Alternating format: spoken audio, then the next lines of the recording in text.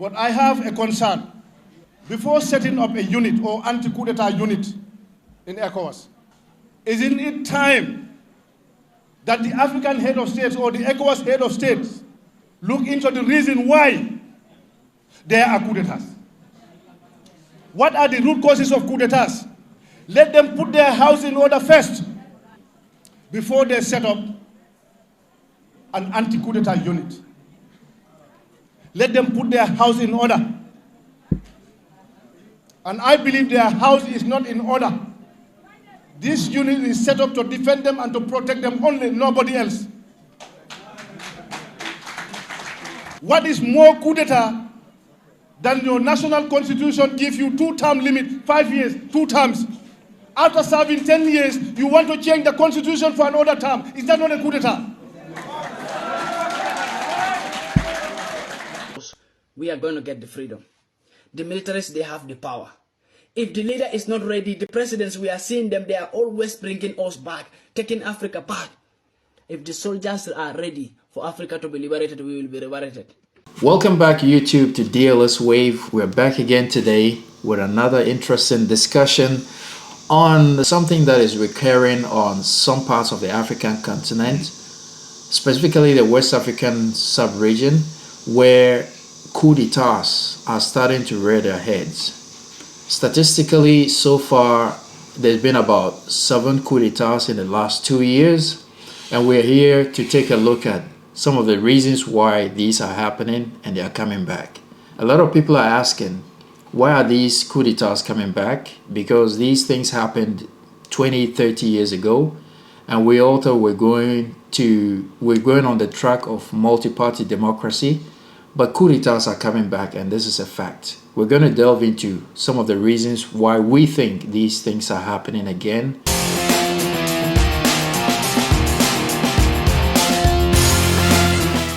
So like I just said in the intro, there's been a new coup d'etat that just happened in Niger a few days ago, and there are mixed reactions, and even people on the ground in Niger, some are happy and some are not. But if you look at the news, it seems like majority of people are happy about the coup d'etat. So we're here to talk about it. All right, so I'll start on my left. So T, have you seen the news about the coup d'etats and what do you make of it? Just give us your introductory comments on the I think issue. like you said, for the past 4 years, there's been like 7 different coup d'etats, right? Now that goes a long way to show you how fed up people are with the governance in Africa, particularly in Africa, right? Because like year in, year out, these politicians go into all these rural areas, who the local was about making their lives better, building roads, building infrastructure, and it's like they do not see anything. And the crazy part, what kind of like breaks the mood completely is the fact that like there's all these like wealth, as we used to say, like resources, right under like their feet, and it's amassing nothing. And it's not even like it's just sitting. The raw materials are sitting, and we're not selling, or they're not selling, or they're not leveraging. But the point is, they do business with these raw materials. They amass the wealth, buy houses in like the Cayman Islands and and then the ordinary people suffer. So I think it's high time people kind of like rose up and demanded justice. But the question though is like, do these coups really get the job done? Do they solve problems? Right. That's what I feel like the question should be formulated. So we'll come to that question. That's a good question. Now, Stephen, what is your first opinion on the coup d'etats that are coming back into Africa? The truth is, over a year, I think a year now in Africa, there's been 3 successful coup d'etats. Mali and Guinea. Right. Yeah. And then the Niger one was Burkina Faso was also, I think, and currently just recent. Burkina Faso. Niger and then Niger, Burkina Faso. Yeah. Burkina Faso and then Niger. Yeah. And the truth is, even Chad is part of it. Chad, Niger, Burkina Faso, Guinea, and Mali. And the reason is, for me, listening to, I think, is it the Burkina Faso or Niger guy. The youngest I think it's Burkina Faso. Yeah. I know where he's coming from. Yeah. And I do understand him a little bit, because there's one question since I became an adult, I never get answers to it. The question is, how can we be the richest continent in the world? How can we be the continent? I'm looking at the continent of Africa. Blessed with all these resources, yeah. Facts. These are facts. Yeah. We don't need to give any details. The world is running, the world is moving forward each day because of the continent of Africa. Yeah. These are facts. So how can we be the feeder, yeah, of the world, and yet we are the poorest? Right. That is one. Two, how can we be the feeder or the giver, and yet we are the poorest in every aspect? And all these countries that we feed with our resources, for them to be what they are today, come back and shit on us with chicken change. Right. Yeah. So when you look at it from this context, then you will say, well, it is justified. Right. I like that point. So I just want to chip in. I looked at one of the news footage on the current coup d'etat in Niger, and the good thing is, most or all the military leaders who have taken over power are saying they don't want bloodshed. They just want the economies to grow. They want things to be done right, which is a good thing. It means they don't have a bad intention, at least on that front. But when you look at the people who are on the streets, there's divided opinion. Some are in support of the coups and others are against it. Those who are against it are arguing that democracy is being undermined and all that. But those who are in support are saying that, yes, it is time. They don't see anything wrong with it because they are tired of seeing the same leaders repeating the same mistakes and nothing changing. You have an elite up there enjoying themselves. To the point where, I won't mention names, but people are raising flags of other countries, not their own countries, who they think align with their ideology. So if the ordinary citizen is getting on the streets to support a coup leader, what do you make of it? What do you think? What is the direction that these countries are taking? Is it a safe path, or do you think we should still keep democracy as it is we've been practicing? Before I go deep here, this is facts. In Sub-Sahara, African countries experienced 88 successful coups and 108 failed coups attempts between 1956 to 2001. And an average of maybe four a year, you know. But my thing is that there is no problem with democracy. Oh no, there is in every regime there are problems. Right. Point of correction. Irrespective of the government system. It doesn't matter the government system. Right. This is my personal view. My personal view is that when it comes to democracy, which it looks like you give people freedom to go about their daily life and do whatever they want, but it comes with a lot of risks.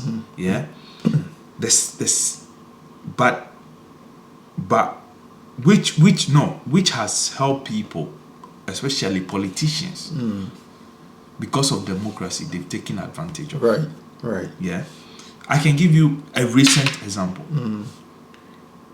A minister of sanitation, who is supposed to sanitate a particular region. Yeah, like to sanitize the whole country, basically. Yeah, the whole country. Minister, but a minister has not done, to me, in the name of democracy, she has not done nothing.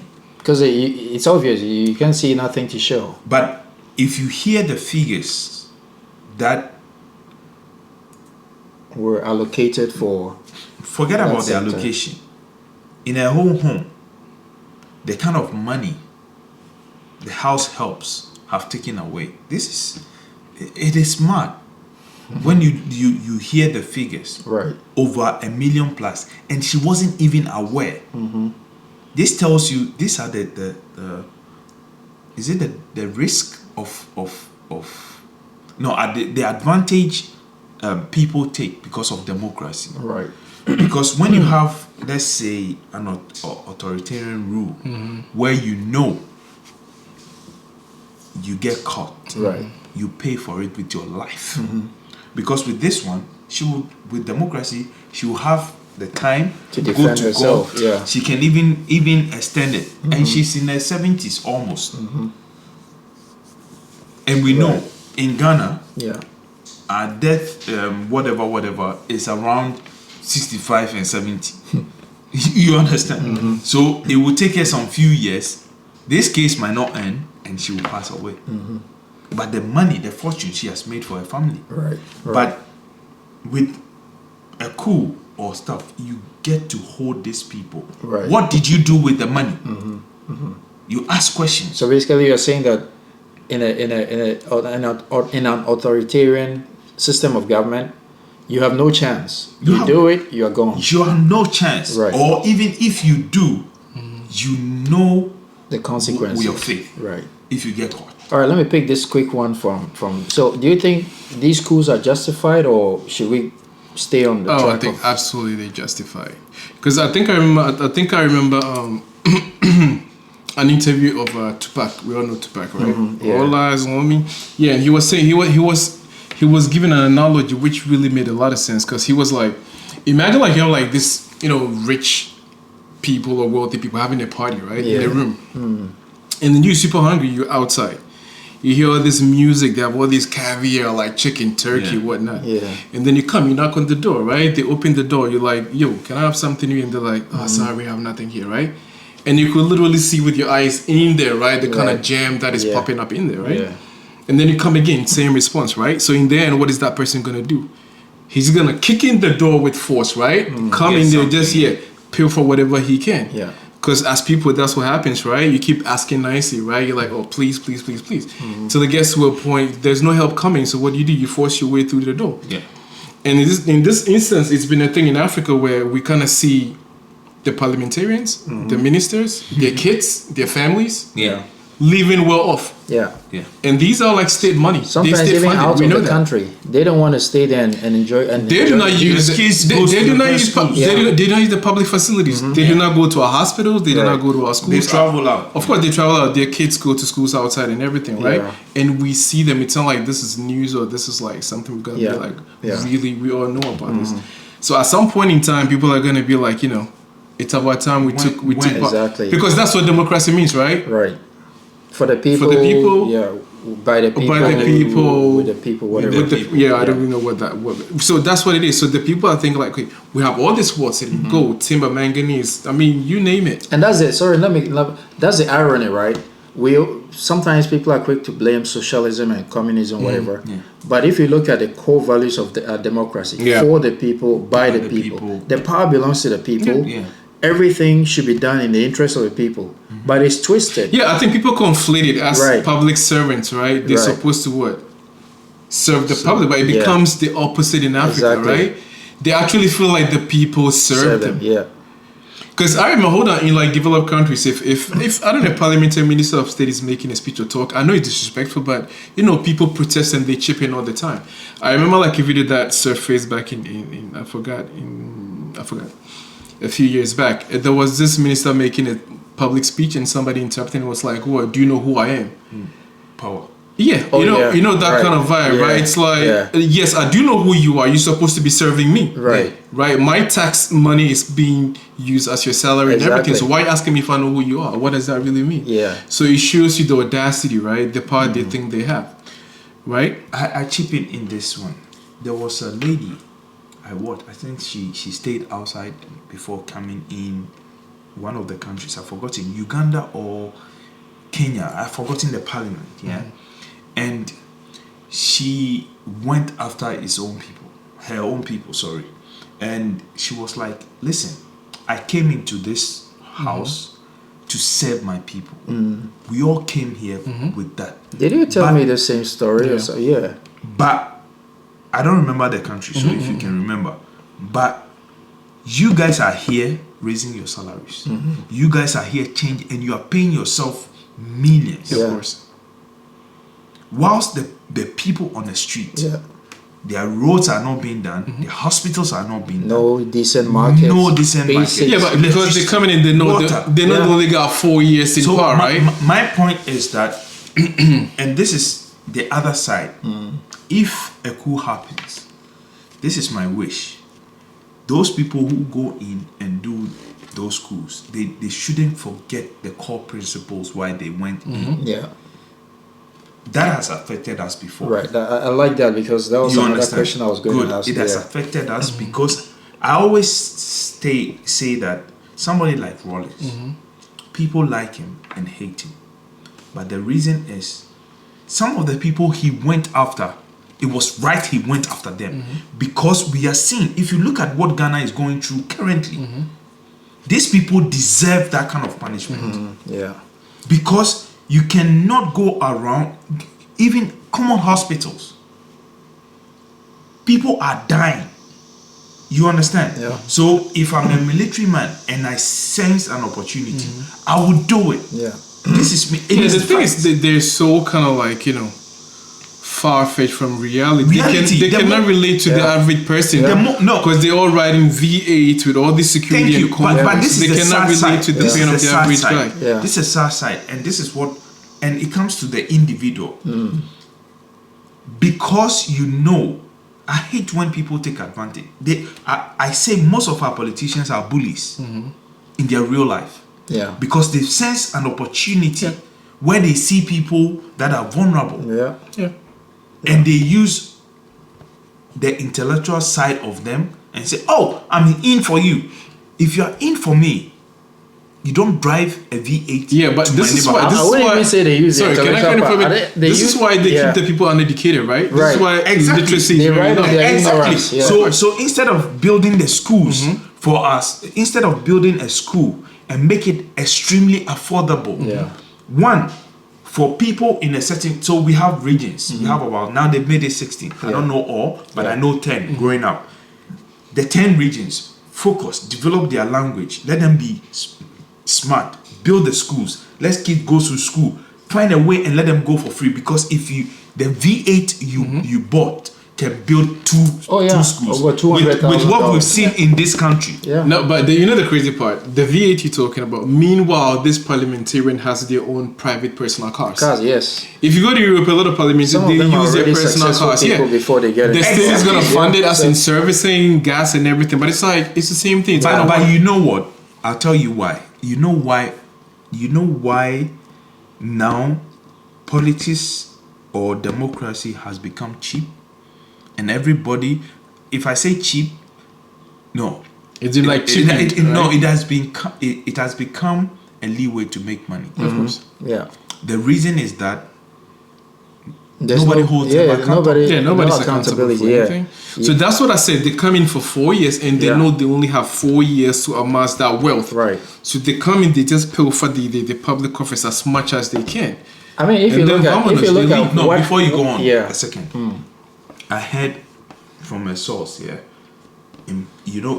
especially in Ghana, the parliament, when you are elected as a minister, you have to declare your assets, and stuff. Right. But it should be on. It should be in an envelope, sealed, not open. Sealed, not open. I heard that too. Do you know that after their term, they open and some are empty? Nothing. Yeah, I heard that. I heard that presentation. And this is why these people need to be held accountable. No, it turned out to get mad about it. But the question also is that this came out and they're facts. We all knew. Yeah. What got done about it? Nothing, because nobody holds them accountable. That's what I'm saying. Yeah. Because they were in the same boat. They're like a gang. You know what I mean? Listen, they all watch each other's back. I'll tell you the truth. I don't care what the comments will think. I'm 100%, 250. Listen, it's about time Yeah. If you don't learn to tell, I'm always with this principle. If you don't tell your story, somebody else will tell your story for you. They will write it the way they deem it fit. Yeah. It is about time we hold our leaders responsible. If a coup happens, that kind of person, I'll give somebody like Gaddafi. Today, when Gaddafi came in, that is why sometimes I feel sad about Rawlings. Because I know he had a good intention. Not only him, but the people around him failed him. But if you look at Gaddafi, for example, with the intent he came in with, look at what he left for Libya until he was overthrown by those same forces we know. Now, let me chip in a sec. Did you guys notice also how easy these coups have become to kind of like just come up with them? Do you know what? Because I feel like the leaders have become so comfortable with that they do not expect the citizenry to rise up. Because nobody expects because they've sold the idea of democracy over one piece, right? It's like Ghana, we want peace. Don't worry, we'll build the hospital for you. Exactly, right? So we want peace. So they never kind of like. They cannot even comprehend the fact that the citizen might one day just get up us because they've sold this idea of peace and security. We're a peaceful country, but at some point in time, right, like they say, the mode or whatever, I don't know if you saw this thing about some 6-7 years ago, if I'm not mistaken, or 5 years ago in Cameroon. Same thing. There was a leader a government official who had so much money packed in his house, so much to the point that it almost filled the room. He had built a mansion and one of the rooms was just for the money. And when people discovered it, they raided the place. So like we're saying, they do it with impunity, knowing that. So anybody out there, we are Africans, we never believe the continent is poor.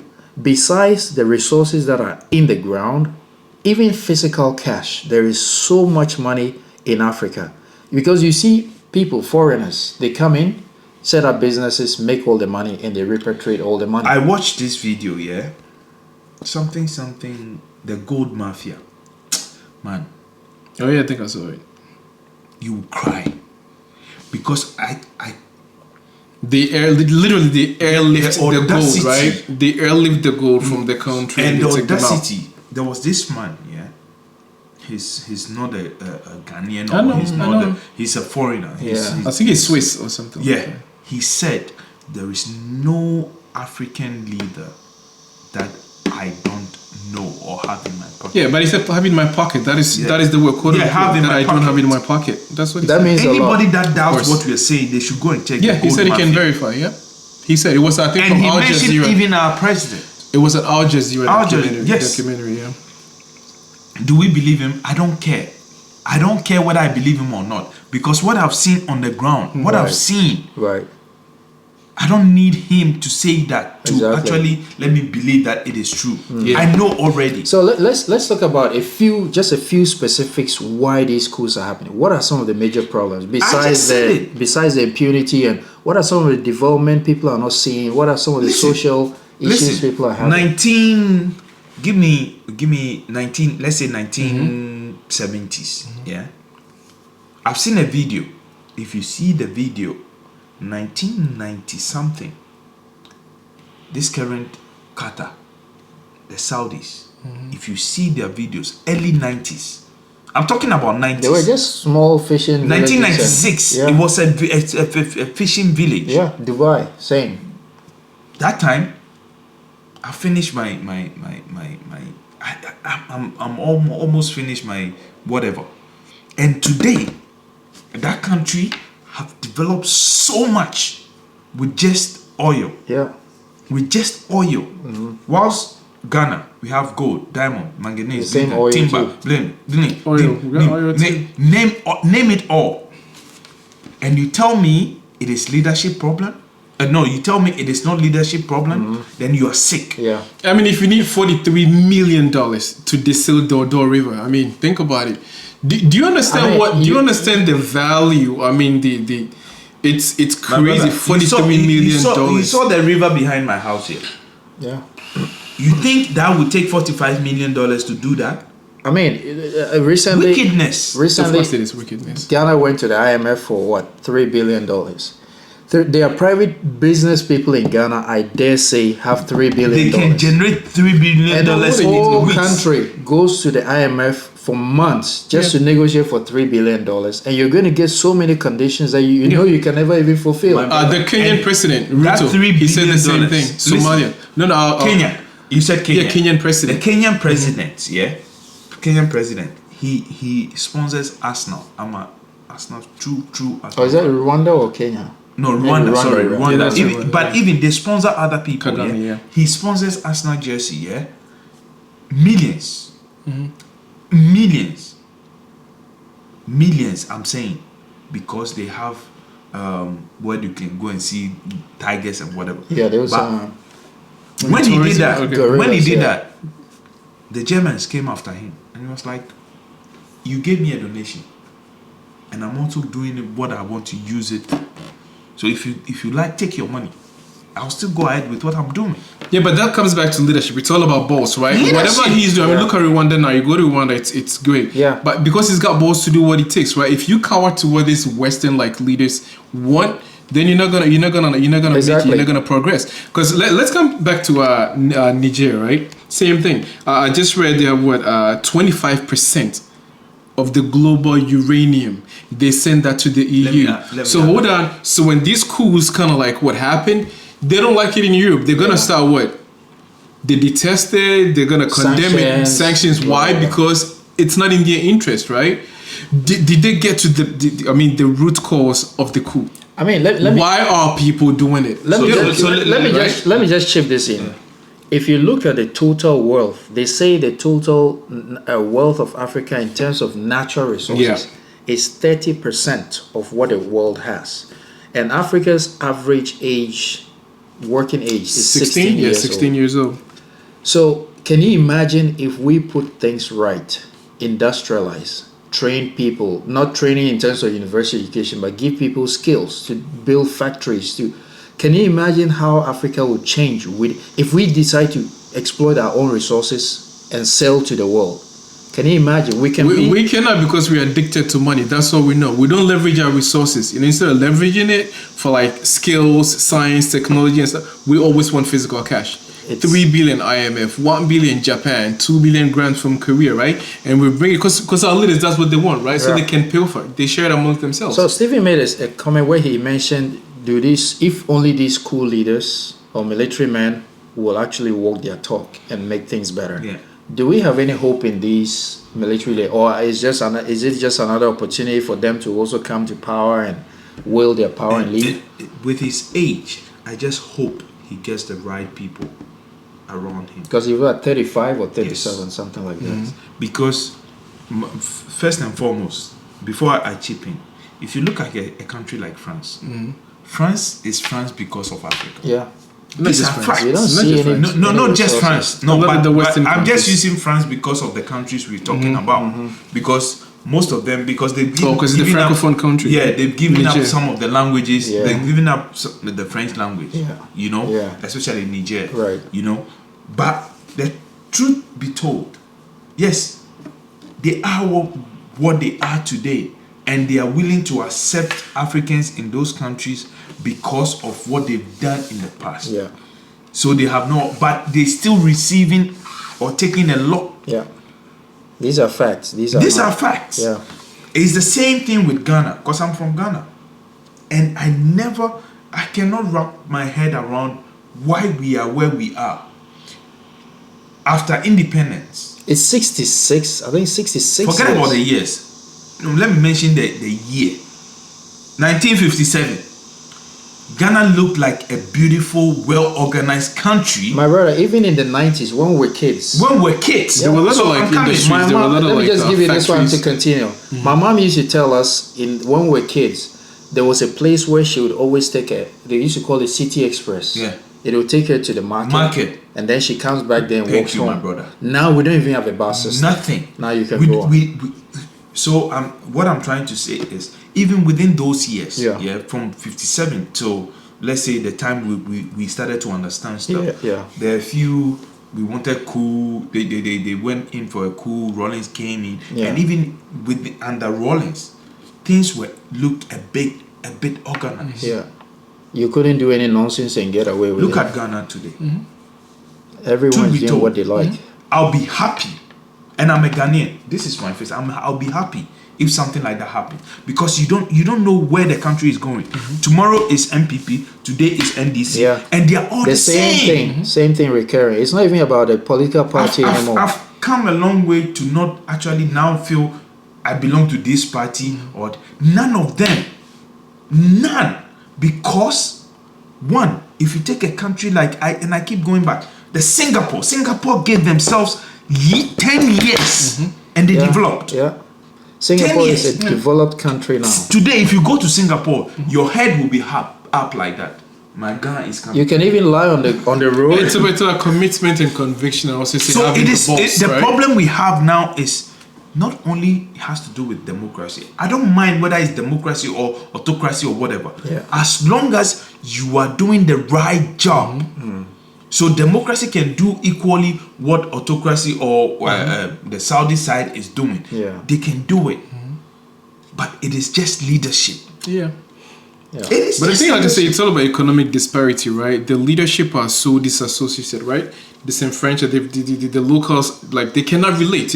The locals do not understand. Leadership does not understand the locals. Yeah. Because the leadership, they're in a spot where they cannot relate because they have everything. They literally have everything. But the leadership and the locals also have nothing. My brother. So there's no connection. And then let me put it this way. With the Ghanaian politics, you are just going there to be rich.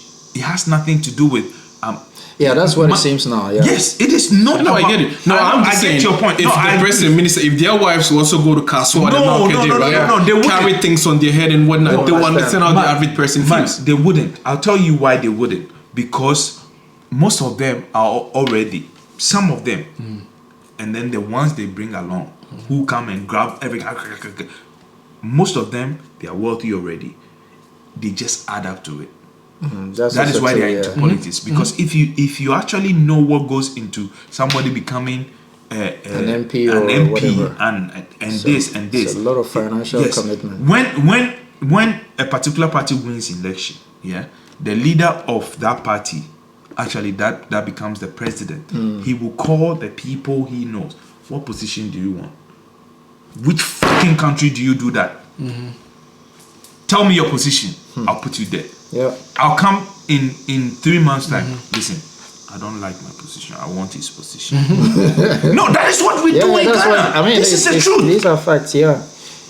Yeah, that's what I'm saying. It's just because terrible. nobody holds them accountable. There's no accountability. And they don't go there with the intention of serving. So it's the position they care about. Thank you. How people can call because it's crazy that our leaders you use a word. You said somebody asked, "Do you know who I am?" Yeah. Who the fuck do you think you are? You know that thing that came up. The guy who was saying forgot this video. That old was the assemblyman or where the night they stopped him and into some park. Not even that one. There was this guy giving a speech and someone made a comment in the stands and he was like, "Many am on the platform. Oh yeah, my platform." And it's like with that audacity. Yeah, because they feel like they're better than the average Ghanaian, right? Man. All right, guys. So we have to. This video is getting really long, as you can see. It looks like we have a lot of things to say, and this is very dear to our heart, and I'm sure it's dear to your hearts as well, because if you are an African, you know exactly what we're talking about, especially those of us who travel out. You know how you're treated when you travel out, all because of where you're coming from. Sometimes it's not even about you, the person, but there is this perception in people's minds that as long as you're an African or you come from Africa, nothing good can come out of you. This is what we want to change. And we often hear people say, "Oh, let's do this for the future," like my friend always says. What about we now? We have to enjoy it now. And even if we want to do it for the future generation, if we don't start it now, nothing is going to change. So we want to say a lot more, and we know you want to hear a lot more as well. Join in this discussion in the comment section. This is part 1. We'll come your way again with part 2 very soon. So stay tuned. Thank you so much for sticking around. See you again. Peace out.